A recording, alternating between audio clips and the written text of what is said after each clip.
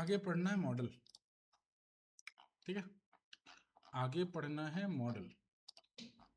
Model पढ़ने के लिए हमने मॉडल के नाम डिस्कस किए थे स्टार्टिंग में। ठीक है, जब मशीन लर्निंग का हमने थ्योरी पढ़ा था उसी में मॉडल के नाम बताए गए थे।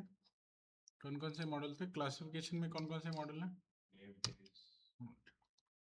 क्लासिफिकेशन में मैंने बताया था naive based, decision tree, SVM, KNN.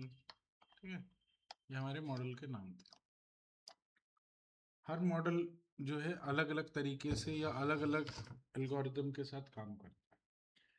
तो हमें स्टार्ट करना है क्लासिफिकेशन में नेव बेस कैसे काम करता है ना, और फिर इसके बेसिस पे हम अपने डेटा को कैसे ट्रेन कराते हैं और उसकी प्रिडिक्शंस हम लोग लेते हैं। चलिए देखते हैं।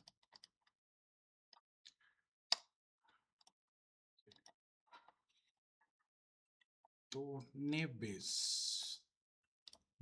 मैं आपको एक वेबसाइट लिंक देता हूँ, उस पर जितने मॉडल्स हम लोग पढ़ने वाले हैं उनकी डिस्क्रिप्शन है, एग्जाम्पल के साथ, कैलकुलेशंस के साथ।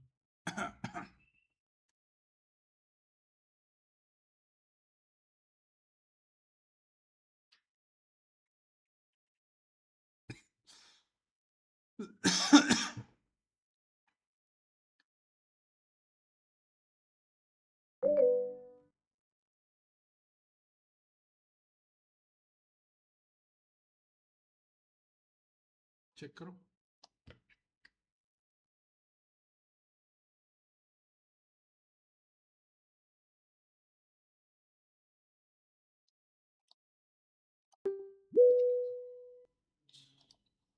लिंक मिला? नहीं मिला?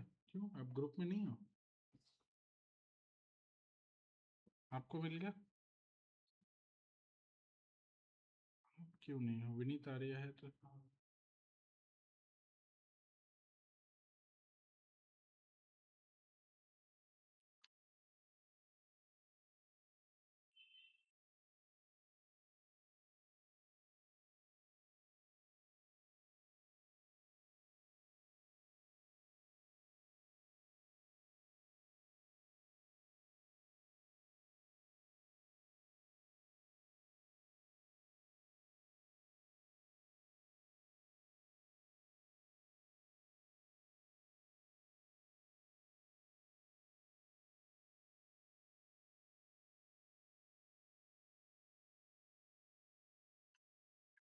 ठीक है, चलिए। अब जो लिंक आपको मिला है उस लिंक को एक बार ओपन करते हैं। ये लिंक, ठीक है, इस लिंक में सबसे पहला पेज है मैप का। मैप में डेटा साइंस के जो मैप है, जो आप रूट फॉलो करते हैं पढ़ने के लिए, उसका एक मैपिंग किया हुआ है इसने। मैपिंग में क्या है, पहले डेटा साइंस में आप क्या क्या करते हो, तो डेटा साइंस ये है। और यहाँ सबसे पहला पार्ट होता है एक्सप्लेनिंग द पास्ट, मतलब पास्ट को एक्सप्लेन करना। जो आपने स्टैटिस्टिक्स में किया वो क्या था, वो आपने पास्ट को एक्सप्लेन किया। जो पास्ट हिस्टोरिकल डेटा है उसको एनालाइज करने के लिए आपने उस पर डिस्क्रिप्टिव एनालिसिस लगाई, है ना, या फिर हाइपोथेसिस टेस्टिंग लगाई। ये सब क्या था? ये सब आपका एक्सप्लेनिंग द पास्ट था। जो हमारे पास डेटा है उसको एक्सप्लेन करना, डेटा समझना। ठीक है, जिसमें आपने पढ़ा एक्सप्लोरेशन, दो तरह के, यूनिवेरिएट और बाइवेरिएट। यूनिवेरिएट में आप क्या क्या कर सकते हो, तो यूनिवेरिएट में डेटा कैटेगोरिकल टाइप का हो सकता है या फिर न्यूमेरिकल हो सकता है। अगर कैटेगोरिकल होगा तो उसको आप count, pie chart, bar chart, min max, mean, median, mode, इस तरह से आप उसको एनालाइज कर सकते हैं, है ना। नहीं सॉरी, काउंट और पाई चार्ट, बार चार्ट, ये इसका है। और कैटेगोरिकल को न्यूमेरिकल में और न्यूमेरिकल को कैटेगोरिकल में आप चेंज भी कर सकते हैं। जैसे हमने अभी कैटेगोरिकल डेटा को न्यूमेरिकल में चेंज किया, कौन सा प्रोसेस यूज किया? इनकोडिंग, जो अभी हम लोग कर रहे थे एक्चुअली। ठीक है, ये सब प्री प्रोसेसिंग में होता है। तो ये इनकोडिंग हो गया। हम लोग बाइंडिंग का यूज करते हैं न्यूमेरिकल को कैटेगोरिकल में चेंज करने के लिए। ठीक है, ठीक है, तो अब कैटेगोरिकल डेटा लेकिन सिंगल वेरिएट का मतलब एक कोई भी एरे या एक कोई भी सीरीज या कोई एक कॉलम, उस पर आप कौन कौन से ऑपरेशन लगाते हैं। अगर वो कैटेगोरिकल है तो काउंट लगा सकते हो, है ना, या काउंट का परसेंटेज लगा सकते हैं, या पाई चार्ट लगा सकते हैं, या बार चार्ट लगा सकते हैं, यही करते हैं, है ना। हिस्टोग्राम वगैरह भी होता है, वो आप लगा सकते हो यहाँ पे। दूसरा होता है न्यूमेरिकल, अगर एक ही वन वेरिएट है, यूनिवेरिएट है लेकिन न्यूमेरिकल है, तो आप क्या लगाते हो, मिन मैक्स स्टैटिस्टिकल, जो आप एग्रीगेशन फंक्शंस लगाते हैं, सब एग्रीगेशंस हैं। Range, quantile, variance, standard deviation, coefficient of variation, skewness, कुर्टोसिस, histogram, box plot, ये सब हम अप्लाई करते हैं, ये ऑलरेडी करके हम देख चुके हैं, ठीक है। और अगर आपके पास बायवेरिएट है, बायवेरिएट में तीन ऑप्शन हो सकते हैं, या तो दो कैटेगोरिकल हो, दोनों डेटा कैटेगोरिकल हो, या तो दोनों डेटा न्यूमेरिकल हो, या फिर एक डेटा कैटेगोरिकल और दूसरा न्यूमेरिकल, ये तीन ऑप्शंस हो सकते हैं आपके पास। तो अगर कैटेगोरिकल है तो हम उसके ऊपर हाइपोथेसिस टेस्टिंग में काई स्क्वायर टेस्टिंग यूज करते हैं, ठीक है, रिलेशनशिप चेक करने के लिए। बार चार्ट लगाते हैं या 2y एक्सिस प्लॉट, जिसको हम लाइन चार्ट बोलते हैं, लाइन चार्ट लगा सकते हैं, ठीक है।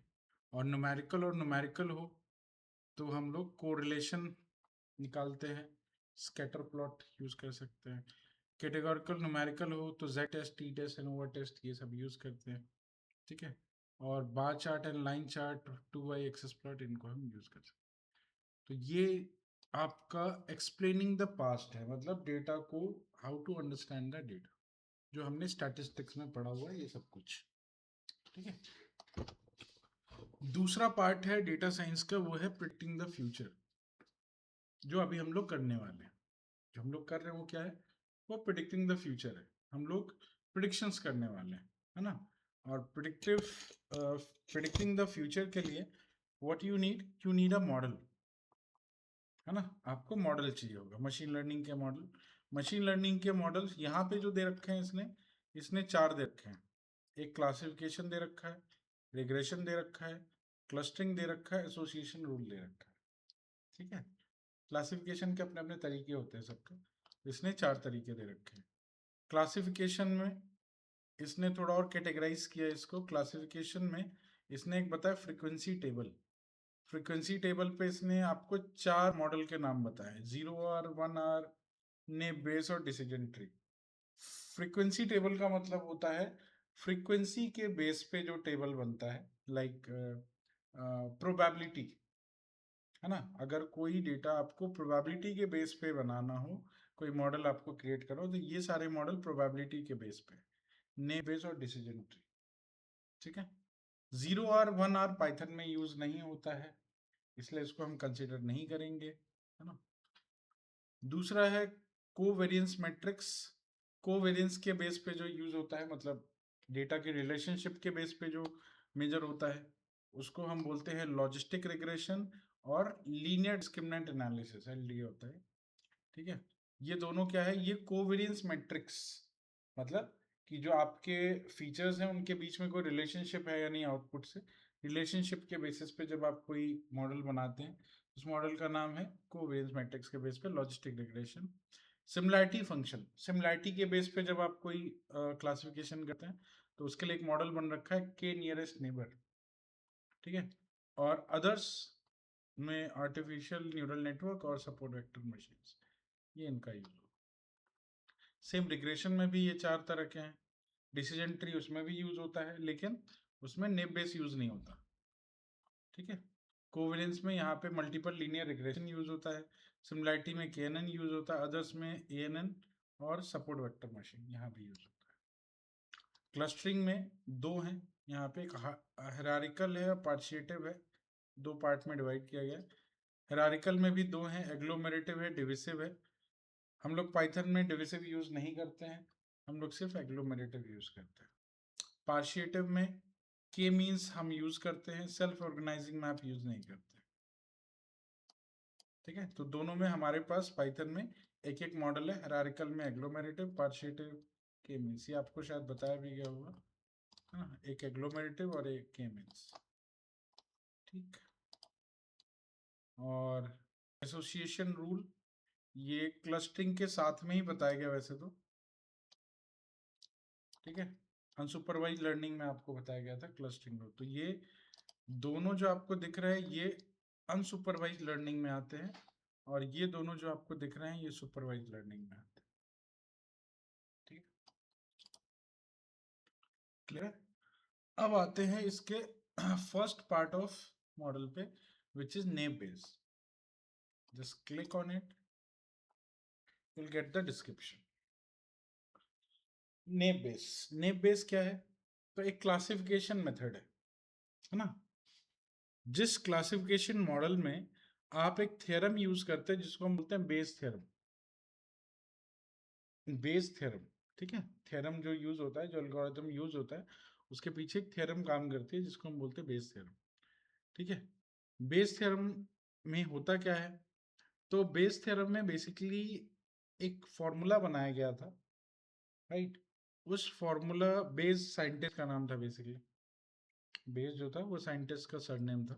उसके बेसिस पे उसने एक फॉर्मूला बनाया था जिसमें कि आपके पास लेट्स से कई सारे फीचर्स हैं, मतलब कई सारे प्रेडिक्टर्स हैं, और उसका एक टारगेट है, राइट। उस प्रेडिक्टर के बेस पे आपको एक टारगेट दिया गया।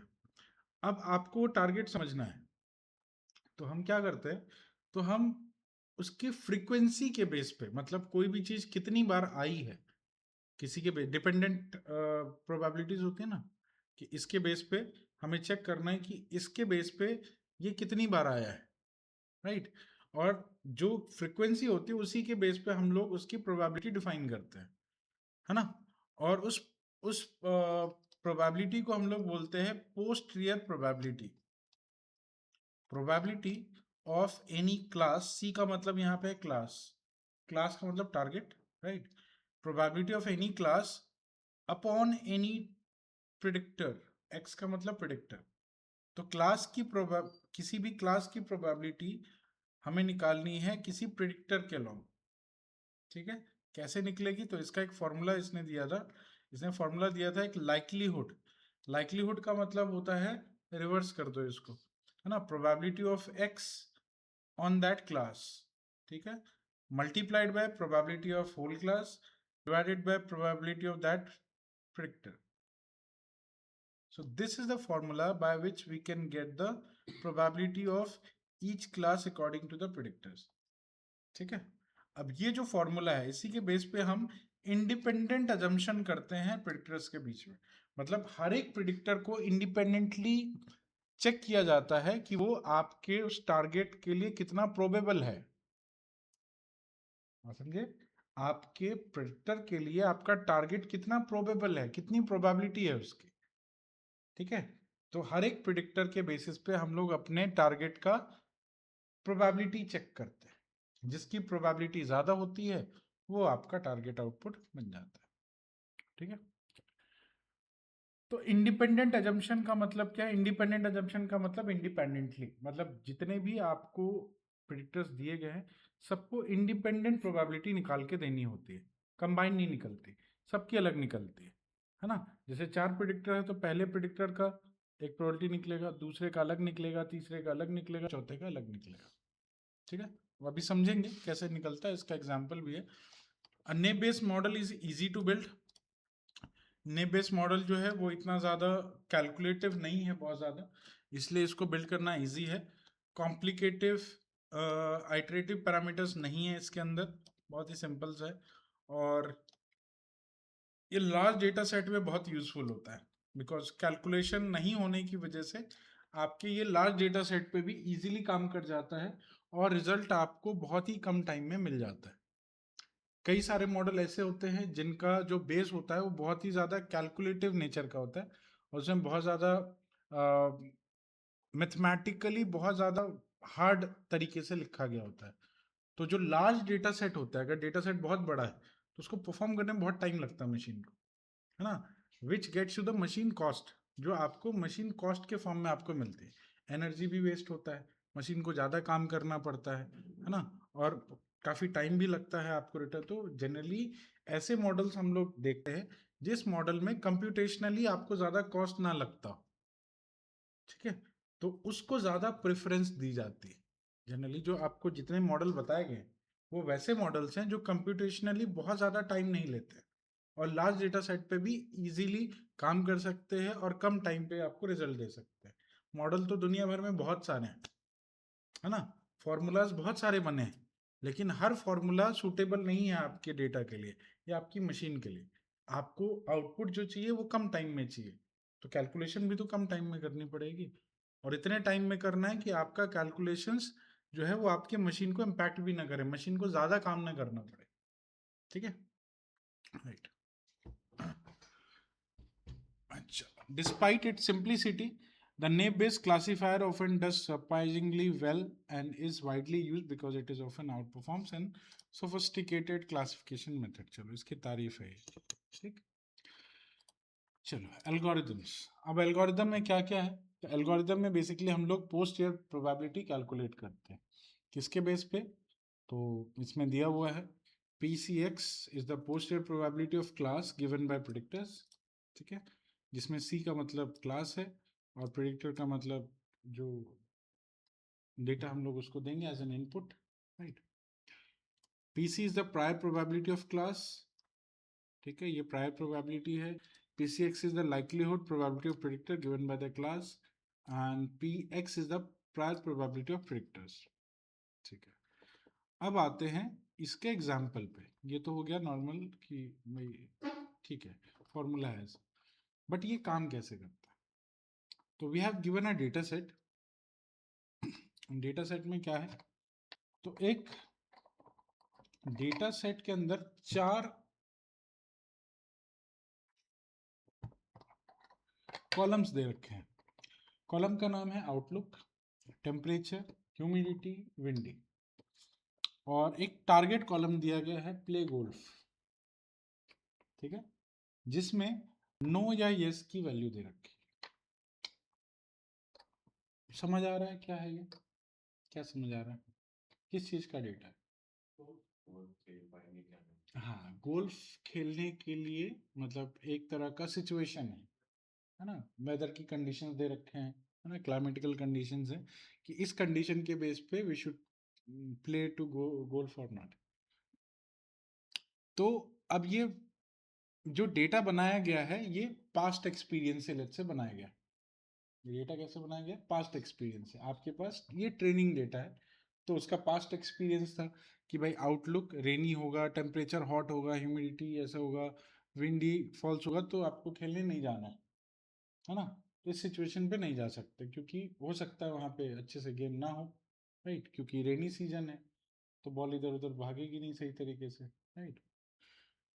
सेम बाकी सिचुएशंस के हिसाब से आपको अलग अलग उसका एक वैल्यू मिला हुआ है प्ले गोल्फ, ठीक है, सिंपल सा ये डेटा सेट है। अब आपको इस डेटा सेट को समझना है या मशीन को समझाना है, मशीन लर्निंग करो तो ऑब्वियसली ये डेटा मशीन को समझाना है, और इससे एक हमें प्रिडिक्शंस लेने हैं। प्रिडिक्शन में क्या है कि आपको एक सिचुएशन और दी गई, the situation is to get the output when outlook is rainy, temperature is cool, humidity is high and wind is true. What will be the output to go play golf or not? Hmm.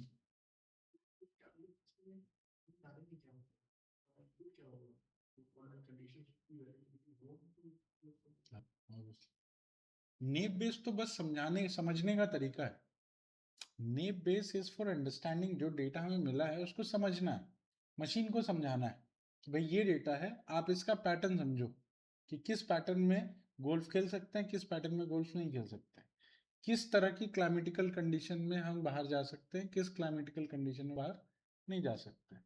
तो उसके लिए हमने एक past data बना लिया, ठीक है।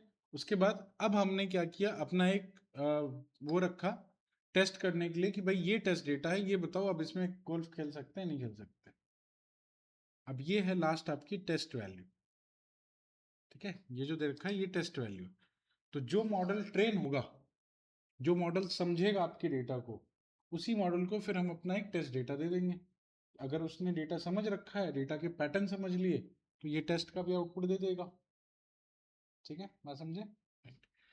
अब इसको पहले समझाएंगे किसकी हेल्प से, तो अपने एल्गोरिथम की हेल्प से, बेस थ्योरम की हेल्प से कैसे समझाएंगे? चलो, तो इसके लिए हमें तीन चीजें फिलहाल चाहिए। पहला हमें चाहिए एक लाइक्लीहुड, एक चाहिए हमें प्रायर प्रोबेबिलिटी, और एक चाहिए हमें, तो हमारे पास दो क्लास है, यस और नो। इस टारगेट के अंदर दो क्लासेस हैं, यस और नो। हम दोनों के लिए अलग अलग करेंगे, इंडिपेंडेंट अजम्पशन है ना, तो दोनों के लिए अलग अलग करेंगे। तो पहले हम लोग यस के लिए करते हैं। तो यस में सबसे पहले चीज हमने फ्रीक्वेंसी टेबल एक बनाया आउटलुक के लिए, मतलब इस प्रिडिक्टर के लिए ओनली, सिर्फ एक प्रिडिक्टर के लिए हमने बनाया फ्रीक्वेंसी टेबल। फ्रीक्वेंसी टेबल में क्या है, तो पहले इसके तीन वैल्यू लिख दिए, सनी, ओवरकास्ट और रेनी, ठीक है, क्योंकि इसमें तीन ही वैल्यू थे, रेनी, सनी और ओवरकास्ट। अब इसमें यस के टोटल कितनी फ्रीक्वेंसी है, नो की कितनी फ्रीक्वेंसी है वो लिख दिया। तो सनी के लिए टोटल यस जो यहाँ से काउंट होके आया वो था 3, और नो के लिए जो टोटल काउंट मिले हैं वो है मिले 2, ठीक है। ओवरकास्ट के लिए टोटल यस है 4 और नो है ही नहीं, 0 है, और रेनी है 2 और नो है 3, ठीक है। ये था फ्रीक्वेंसी टेबल, जो आपकी क्लासेस के बेस पे इसका फ्रीक्वेंसी टेबल बन गया। अब इस फ्रीक्वेंसी टेबल से हम इसकी प्रोबेबिलिटी निकालते हैं। प्रोबेबिलिटी में क्या निकालना है, तो हमें प्रोबेबिलिटी में निकालना है अगर प्रायर प्रोबेबिलिटी निकालनी है, किसकी, क्लास की और प्रिडिक्टर की। जैसे मुझे सनी की प्रायर प्रोबेबिलिटी चाहिए, तो सनी की प्रायर प्रोबेबिलिटी कितनी होगी, तो सनी की प्रायर प्रोबेबिलिटी होगी 5/14, मतलब टोटल डेटा में सनी कितनी बार आया है, टोटल डेटा है 14 वैल्यूज के, 14 में से 5 टाइम आपका सनी आया, तो सिर्फ सनी की प्रोबेबिलिटी चेक करें तो वो हमें मिलेगा 0.36, मतलब 5/14।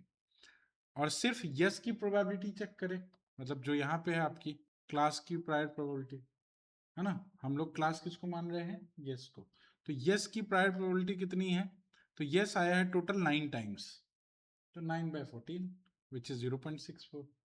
अब हम निकालते हैं लाइक्लीहुड प्रोबेबिलिटी। लाइक्लीहुड में क्या होता है, लाइक्लीहुड में कंडीशनल प्रोबेबिलिटी होती है, जिसमें कि हमें निकालना है सनी की प्रोबेबिलिटी ऑन यस, मतलब यस जितनी बार आया है उस यस में सनी कितनी बार आया, हाँ समझे, हमारे पास यस का जो डेटा है उस यस में सनी कितनी बार है।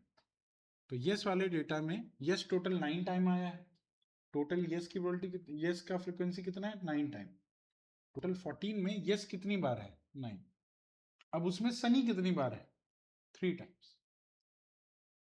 क्लियर है, बात समझिए, लाइक्लीहुड ऐसे निकाला जाता है। तो टोटल यस में हम चेक करें तो यस का ही डेटा देखेंगे, है ना, नो तो है नहीं अभी हमारे पास, तो यस में सनी कितनी बार है, तो ये मैंने लाइक्लीहुड बना लिया इसका, तो ये बना हमारा 3/9, हाँ समझे। तो हम यस पे चले गए, मतलब हमने प्रिडिक्टर की प्रोबेबिलिटी निकाली, एक्चुअली हमें निकालनी क्या है, तो हमें निकालना है yes on Sunny, yes on Sunny, कि अगर सनी की सिचुएशन हो तो यस की प्रोबेबिलिटी कितनी है, लेकिन हमें इसके लिए लाइक्लीहुड बनाना पड़ता है। तो पहले हम क्या करते हैं, उल्टा, पहले हम सनी ऑन यस निकाल लेते हैं, है ना, कि आपकी यस में सनी कितनी बार आया, तो यस में सनी आया 3/9 टाइम्स। तो आपके पास ये तीनों वैल्यूज आ गए, तीनों को क्या करना है, आपने मल्टीप्लाई करना है, इसको मल्टीप्लाई करना है इसके साथ 0.33 मल्टीप्लाई बाय 64 डिवाइडेड बाय 0.36, कितना आ गया 0.60, ठीक है। ये बन गया आपका पोस्टीरियर प्रोबेबिलिटी। क्लियर है। इसी का अगर हम नो नो के अकॉर्डिंग निकालें तो आपकी प्रोबेबिलिटी, पोस्टीरियर प्रोबेबिलिटी बनती है 0.40। Which one is probable, yes या नो, यस प्रोबेबल है ज्यादा या नो है, यस। तो अगर आपके पास सनी सिचुएशन आती है आउटलुक की,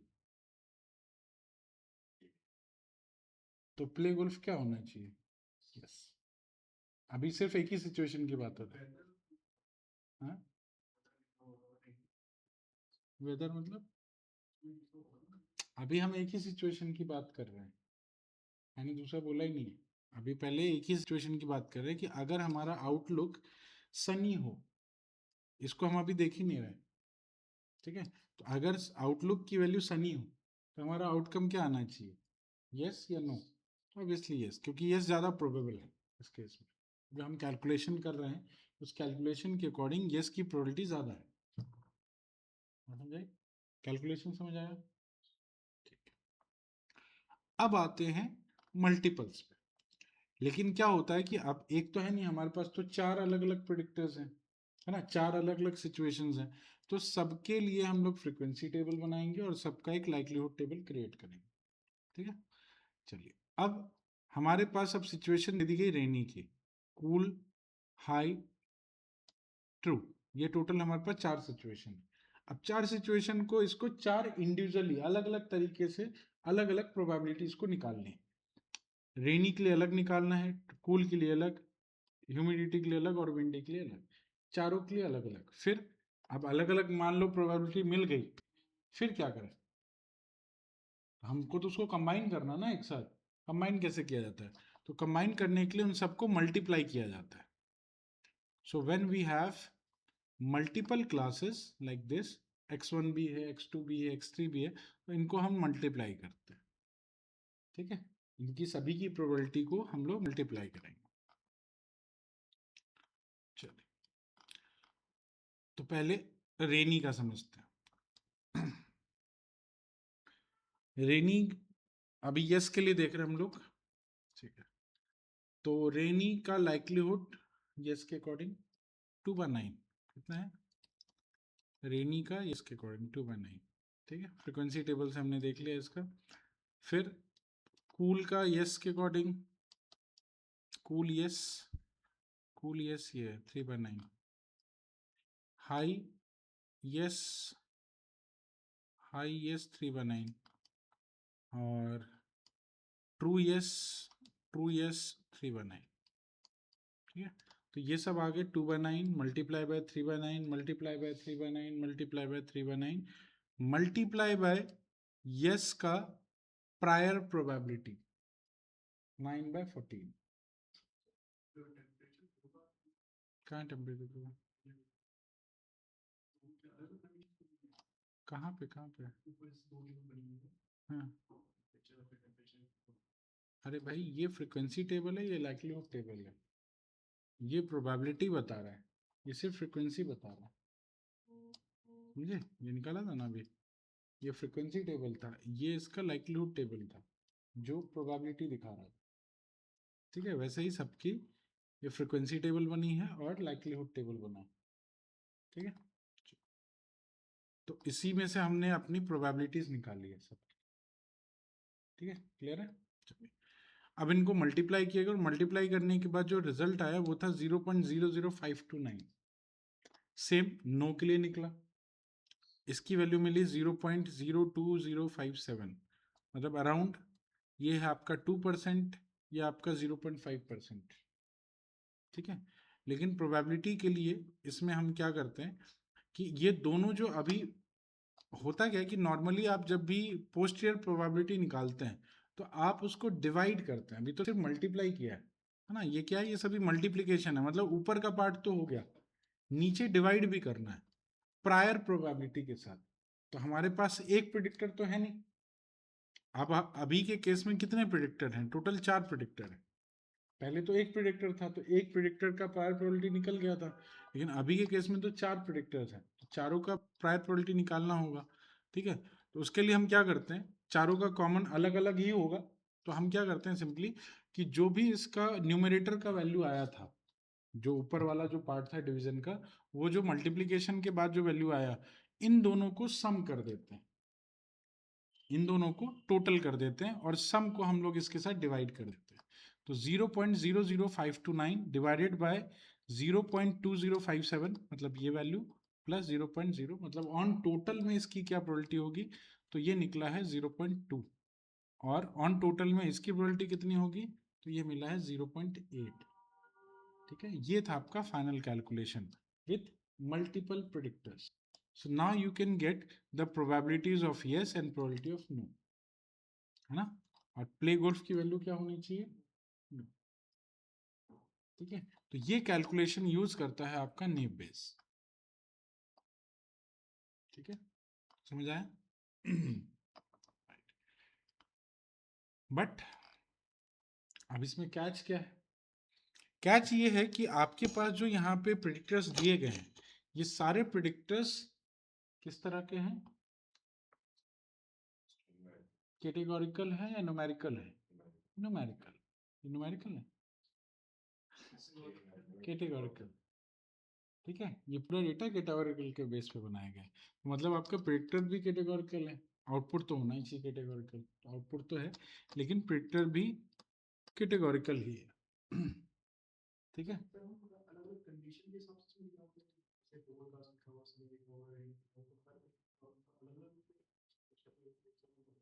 मतलब हम्म,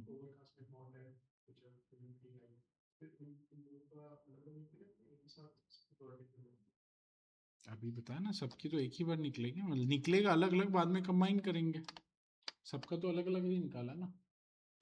आपको जो सिचुएशन दी गई उसके हिसाब से 4 सिचुएशन थी आपके पास, तो अब पहले तो उसने अलग अलग निकाली ना प्रोबेबिलिटी, बाद में कंबाइन किया उसको।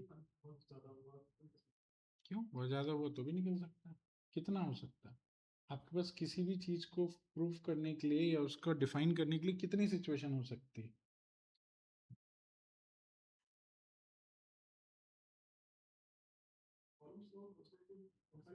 हो सकता है ना, इसलिए तो आप नहीं कर रहे हैं, ये मशीन कर रहा है,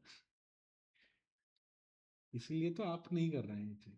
अगर आप करते तो आपके लिए बहुत होता, क्या आप बोलोगे 100 कॉलम्स हैं, जैसे आप बोल रहे हो 100 कॉलम्स हैं, मशीन के लिए तो कुछ नहीं है ये, मशीन के लिए तो कैलकुलेशन है, तो उसको 0.001 माइक्रो सेकेंड एक्स्ट्रा लग जाएगा उसको करने का, और क्या होगा, बात समझे? इसलिए तो ये सारे काम मशीन को दिए जा रहे हैं, आपको टेंशन लेने की जरूरत नहीं है, आपको बस डेटा देना है, बाकी काम उसको करना है, बस उसको मेथड बता दो क्या करना है, बात समझे? मशीन मशीन का रोल ही क्या रहा फिर, अगर हमने, मैं खुद ही डर गया कि भाई इतना डेटा कैसे हम सॉल्व करें, तो आपको करना ही नहीं है, तो मशीन को करना है। ठीक है, मशीन के लिए तो आसान है ये सब। चलिए ठीक है, तो बेसिकली क्या है कि हम लोग फ्रीक्वेंसी टेबल की हेल्प से अपना लाइक्लीहुड टेबल बनाते हैं, और लाइक्लीहुड टेबल के बेसिस पे हम लोग अपना एक प्रिडिक्शन निकाल सकते हैं, राइट? तो बट अभी जो हम लोग डेटा देख रहे थे, ये डेटा कैटेगोरिकल फॉर्मेट में है। व्हाट इफ ये डेटा नंबर्स होते हैं सारे, तो क्या होता? अगर मान लो आउटलुक की वैल्यू रेनी ओवरकास्ट नहीं होती, कोई वैल्यू होती, यहाँ पे कोई नंबर होता है ना, टेम्परेचर की वैल्यू नहीं होती, टेम्परेचर की वैल्यू होती, टेम्परेचर हॉट माइल्ड और कूल में नहीं होता, टेम्परेचर का वैल्यू दिया होता है 27 degree Celsius, 35 degree Celsius, 45 degree Celsius and so on, तो क्या होता? तो अब प्रोबेबिलिटी कैसे निकालते?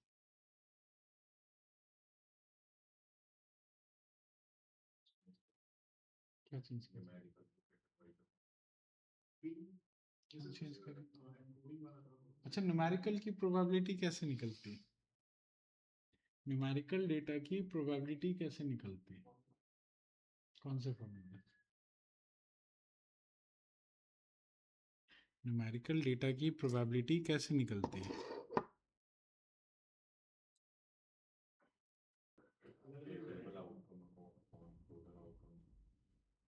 न्यूमेरिकल डेटा में फेवरेबल आउटकम होता ही नहीं है, मतलब टोटल आउटकम होता ही नहीं है। हाँ, तो अभी भी उस स्टैटिस्टिक्स को अभी आप समझ नहीं पाए हो आप।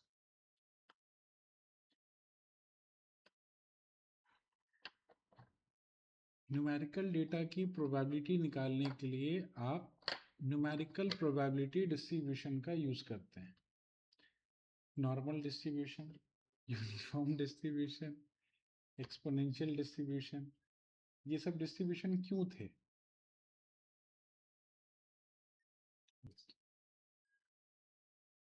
तो हम लोग को प्रोबेबिलिटी निकालनी है अगर डिस्क्रीट डेटा की, ये सब डिस्क्रीट है, डिस्क्रीट डेटा है, तो डिस्क्रीट डेटा के लिए आप बायनोमियल का यूज करते हैं, है ना? डिस्क्रीट के लिए आप मल्टीनोमियल का यूज करते हैं, डिस्क्रीट के लिए पॉइसन का यूज करते हैं, बट अगर आपके पास न्यूमेरिकल डेटा है, तो न्यूमेरिकल डेटा के लिए हम ये सब यूज तो कर नहीं पाएंगे, क्योंकि न्यूमेरिकल डेटा में फ्रिक्वेंसी तो होती नहीं। मैंने आपको क्या बोला, टेम्परेचर की अगर वैल्यू है यहाँ पे 27 degree Celsius, 35 degree, 45 degree Celsius, अब किसी ने बोला कि 42 डिग्री सेल्सियस पे खेलने जाना चाहिए, नहीं, डेटा ही नहीं है इसमें, इसमें कहीं भी डेटा 42 डिग्री सेल्सियस का है ही नहीं, तो आप तो जीरो प्रोबेबिलिटी बता दोगे कि भाई प्रोबेबिलिटी नहीं हो सकती। ऐसा नहीं होता ना। फिर आप क्या करते हो, मीन और स्टैंडर्ड डेविएशन के बेसिस पे निकालते हैं उसको। ठीक है, तो जिसमें हम लोग नॉर्मल, यूनिफॉर्म, ये सारे डिस्ट्रीब्यूशन जो पढ़े थे वो इसलिए थे। तो अगर आपके पास न्यूमेरिकल प्रिडिक्टर्स हो, तो न्यूमेरिकल प्रिडिक्टर्स जैसे मैंने बोला कि मेरे पास ह्यूमिडिटी की वैल्यू है, ह्यूमिडिटी का कैटेगरी नहीं है, हाई या लो ह्यूमिडिटी नहीं है, हमारे पास ह्यूमिडिटी की वैल्यू है। 85 डिग्री का 85% ह्यूमिडिटी है, 90% ह्यूमिडिटी है, 35% जो भी है। तो हमारे पास मान लो इस तरह का डेटा है कि यस में इतने सारे ह्यूमिडिटी की वैल्यूज है, तो मतलब इस ह्यूमिडिटी की वैल्यू पे आप खेलने जा सकते हैं और इस ह्यूमिडिटी की वैल्यूज पे आप खेलने नहीं जा सकते। ठीक है, तो ये न्यूमेरिकल प्रिडिक्टर्स हो गए मेरे पास, राइट। अब आपको ये बताना है कि अगर हमारे पास ह्यूमिडिटी 74% की हुई तो क्या हम खेलने जा सकते हैं, समझे। अब हमारे पास वो वाली फ्रीक्वेंसी नहीं है, मतलब अब जो लाइक्लीहुड बनेगा वो वैसा नहीं बनेगा जो हम लोग ऊपर कर रहे थे। ठीक है, तो अब जो लाइक्लीहुड बनेगा वो किसके बेसिस पे बनेगा, तो न्यूमेरिकल प्रिडिक्शंस जो हमारे पास न्यूमेरिकल प्रोबेबिलिटीज होती हैं, लाइक यूनिफॉर्म या नॉर्मल डिस्ट्रीब्यूशन, उसके बेसिस पे यहाँ निकाला जा रहा है न्यूमेरिकल, इस पे यूनिफॉर्म पे नहीं, सॉरी, नॉर्मल डिस्ट्रीब्यूशन पे। ये नॉर्मल डिस्ट्रीब्यूशन का फॉर्मूला है, ये वाला। नॉर्मल डिस्ट्रीब्यूशन में दो चीजें यूज होती है, एक मीन यूज होता है, एक स्टैंडर्ड डेविएशन यूज होता है। ये फॉर्मूला है 1/2 पाई सिग्मा, सिग्मा का मतलब standard deviation, e to the power minus X minus mu, mu का मतलब mean, divided by 2 sigma square, मतलब 2 इंटू वेरियंस, ये वेरियंस, सिग्मा स्क्वायर वेरियंस होता है। ठीक है, तो ये जो फॉर्मूला है इसको हम लोग यूज करेंगे अपना आउटकम डिफाइन करने के, क्योंकि अब प्रोबेबिलिटी आपको यहीं से मिलेगी। ठीक है, अब क्योंकि फ्रीक्वेंसी नहीं है, आपको इसमें कहीं भी 74 दिख रहा है, 74 दिख नहीं रहा, मतलब 74 की फ्रीक्वेंसी अगर काउंटिंग से निकालेंगे कैसे निकलेगा, 74 आपके डेटा में तो कहीं है ही नहीं, तो मतलब there is no probability of getting 74, है ना। तो ये तो इलॉजिकल हो गया। तो न्यूमेरिकल में तो हम वो वाला फॉर्मूला यूज ही नहीं कर सकते ना, जो फेवरेबल आउटकम है divided by total outcome. Favourable outcome है मेरे पास, टोटल आउटकम, हम टोटल आउटकम है अपने पास, फेवरेबल आउटकम का फ्रीक्वेंसी ही नहीं है, तो जीरो हो गया एक तरह से। हाँ, तो वो चीज़ नहीं यूज करते, यहाँ पे यूज होता है नॉर्मल डिस्ट्रीब्यूशन। तो नॉर्मल डिस्ट्रीब्यूशन के फॉर्मूला से अगर देखें तो यहाँ पे हमारे पास मीन है इस डेटा का, इस डेटा का मीन निकाल सकते हैं। मीन कितना होगा, तो मीन निकला 79.1, इसका स्टैंडर्ड डेविएशन निकाला, कितना निकला 10. ठीक है, इस पूरे डेटा का स्टैंडर्ड डेविएशन और मीन निकाल लिया हमने, इस डेटा का मीन और स्टैंडर्ड डेविएशन निकाल लिया, इसका मीन निकला ये और स्टैंडर्ड डेविएशन निकला ये। ठीक है, दोनों कैटेगरी का अलग अलग निकाल लिया। फिर अब हमें 74 के लिए चेक करना है, तो हम क्या करेंगे, तो हम लोग यहाँ पे यस के लिए कर रहे हैं, तो यस वाला मीन यूज करेंगे, यस वाला ही स्टैंडर्ड डेविएशन यूज करेंगे। तो 1/2 पाई स्टैंडर्ड डेविएशन चाहिए 10.2, जो यहाँ से ले लिया हमने, ई टू द पावर माइनस 74, 74 क्या है, वो वैल्यू जिसकी हमें प्रोबेबिलिटी चेक करनी है, 74 माइनस मीन की वैल्यू 79.1, इसका स्क्वायर डिवाइडेड बाय 2 इंटू 10.2 का स्क्वायर। ये फॉर्मूला जब आपका चला तो आपको वैल्यू मिली 0.0344। ठीक है, सेम प्रोबेबिलिटी ऑफ ह्यूमिडिटी, अब जो हमें ह्यूमिडिटी की 74 पे निकालनी है उसका प्ले गोल्फ नो। अब ये था आपका लाइक्लीहुड, ये क्या निकल रहा है, ये सब लाइक्लीहुड निकल रहा है आपका। ठीक है, 1/2 पाई, अब 9.7 इसका स्टैंडर्ड डेविएशन है, E to the power minus 74 minus 86.2 का स्क्वायर डिवाइडेड बाई 2.2 इंटू 9.7 का स्क्वायर, विच इज 0.0187। इसमें बड़ी वैल्यू कौन सी है, अब ये हमें लाइक्लीहुड मिल गया, मतलब ये वाला पार्ट हमें मिल गया। ठीक है, हमें ये वाला पार्ट मिल गया। क्लास की प्रोबेबिलिटी आपके पास ऑलरेडी है ना। क्लास की प्रोबेबिलिटी तो आप काउंट करके ही निकालेंगे, ऑब्वियस है। कैटेगोरिकल है तो क्लास की प्रोबेबिलिटी तो काउंट करके ही निकालेंगे, ठीक है। जैसे यस है तो 9/14, नो है तो 5/14, राइट। और डिवाइडेड बाय आपकी प्रेडिक्टर की प्रोबेबिलिटी। प्रेडिक्टर मतलब 74 की प्रोबेबिलिटी। 74 की प्रोबेबिलिटी हम यहाँ पे कैलकुलेट ही नहीं करते, हम यहीं से निकालते हैं, ठीक है। मतलब उसकी प्रोबेबिलिटी निकालने की जरूरत नहीं है ना, हम इसी को वो कर देते हैं, सम कर देते हैं। इसका डिवाइडेड बाय इन दोनों का सम, इसका डिवाइडेड बाय दोनों का सम, ठीक है, जो अभी निकाला था यहाँ पे, ठीक है। इसका हमें प्रोबेबिलिटी मिल गया, इन दोनों का सम कर देंगे, बस हो गया। तो ये जो आपको आउटपुट देगा वो आप डिफाइन करेंगे। तो ये बेसिकली जो आपका प्रेडिक्टर है ये न्यूमेरिकल प्रोबेबिलिटी पे बेस्ड है, ठीक है। तो आपको आपके डेटा में देखनी होगी कि आप कौन सी प्रोबेबिलिटी निकाल करके अपने आउटपुट को प्रिडिक्ट करने वाले हैं, ठीक है। तो इसके लिए आपको आपका डेटा पता होना चाहिए कि डेटा न्यूमेरिकल फॉर्म में है या फिर आपका कैटेगोरिकल फॉर्म में। जिस भी फॉर्म में है उसके अकॉर्डिंग आपको यहाँ पे यूज करना होगा, ठीक है। और अगर आधा आधा हुआ, जैसे कल हम लोगों ने एक लोन का डेटा समझा था, लोन के डेटा में आधे फीचर्स या आधे प्रिडिक्टर्स कैटेगोरिकल थे और आधे न्यूमेरिकल थे। तो उसमें क्या करें, तो आधे डेटा को आप ऊपर वाले तरीके से पहले सॉल्व करेंगे, उसका प्रिडिक्शन निकालेंगे, फिर आधे डेटा को आप न्यूमेरिकल के बेस पे निकालेंगे, दोनों के प्रिडिक्शंस को बाद में मिक्स करके उसका एक फाइनल आउटपुट क्रिएट करें, ठीक है। बात समझे, फाइनल प्रोबेबिलिटी बनती है। और अगर डायबिटीज वाला डेटा है, इसमें तो सारे न्यूमेरिकल हैं, इसमें अगर सारे न्यूमेरिकल हैं तो इसका मतलब हम सीधा इसमें न्यूमेरिकल प्रोबेबिलिटी यूज कर सकते हैं। तो इसके बेसिस पे आपको नेव बेस ने अलग अलग तरह का मॉडल आपको दिया है। नेव बेस ने एक दिया है आपको बायनोमियल मॉडल। बायनोमियल मॉडल का मतलब जिसमें आपके पास दो ही आउटकम हो सकते हैं और जिसमें आपके पास जो डेटा होता है, प्रिडिक्टर होता है, वो कैटेगोरिकल फॉर्मेट में होता है। तो उसके लिए आपको दिया गया है बायनोमियल के नाम से एक आता है, मैं दिखा देता हूँ आपको, इसी में करते हैं। एस के लर्न के अंदर आपको नेव बेस मिल जाएगा, फ्रॉम एस के लर्न डॉट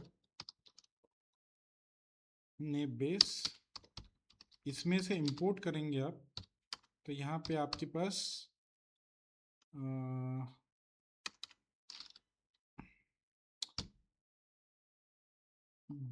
बर्नौलीज एनबी, अच्छा नहीं, कैटेगोरिकल एनबी होता है इसमें।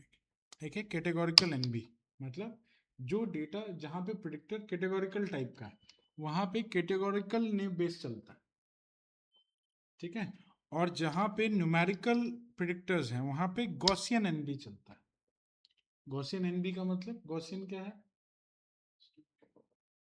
नॉर्मल जो होता है, नॉर्मल को गॉसियन बोलते हैं। तो इसीलिए यहाँ पे एक नॉर्मल डिस्ट्रीब्यूशन के लिए गॉसियन एनबी बनाया गया, क्योंकि दोनों के लिए मॉडल अलग अलग बनेगा, दोनों में प्रोबेबिलिटी अलग अलग यूज होती है, ठीक है। तो एक कैटेगोरिकल बनाया गया है, एक गॉसियन बनाया गया। तो कैटेगोरिकल वाला जो डेटा है, प्रिडिक्टर है, उसके लिए आप कैटेगोरिकल एनबी यूज करेंगे, कैटेगोरिकल नेम बेस। और न्यूमेरिकल डेटा के लिए आप गॉसियन एनबी का यूज करेंगे, ठीक है। तो आपके डेटा के अकॉर्डिंग आप अपना नेम बेस का फॉर्मूला यूज करते हैं। तो दोनों अलग अलग मॉडल पे काम करते हैं, नेम बेस के ही ये दो अलग अलग फॉर्मूले हैं, क्योंकि इसमें प्रोबेबिलिटी का फॉर्मूला चेंज हो जाता है। हाँ, समझ आए। चलिए ठीक है, तो इसको एक बार दोबारा से पढ़ लेना, दोबारा से समझ लेना, अगर कोई दिक्कत आती है तो नेक्स्ट क्लास में पूछ लेना, ठीक है। मॉडल को हम लोग अब नेक्स्ट क्लास में यहाँ पे लिखेंगे और डेटा पे अप्लाई करके देखेंगे।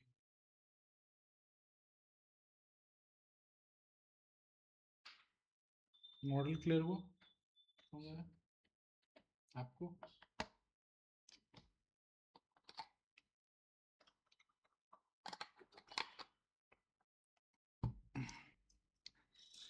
चलिए मिलते हैं फिर नेक्स्ट क्लास में।